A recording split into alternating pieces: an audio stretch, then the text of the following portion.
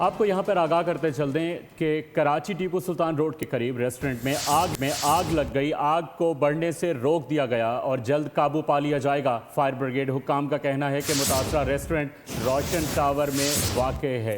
रोशन tower में ये restaurant वाक़ है। अब क्या सूरत हाल है, मोहम्मद काशान से जान लेते हैं। काशान, आगाह कीजिएगा, मौके पर अब क्या सिचुएशन है?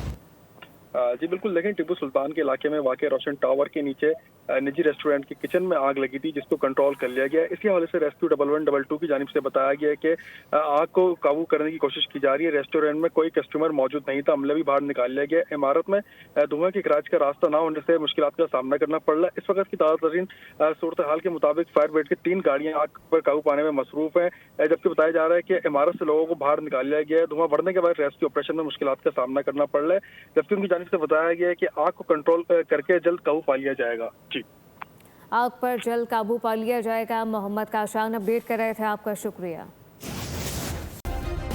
सब्सक्राइब करें और बेल दबाएं ताकि कोई खबर रह न जाए।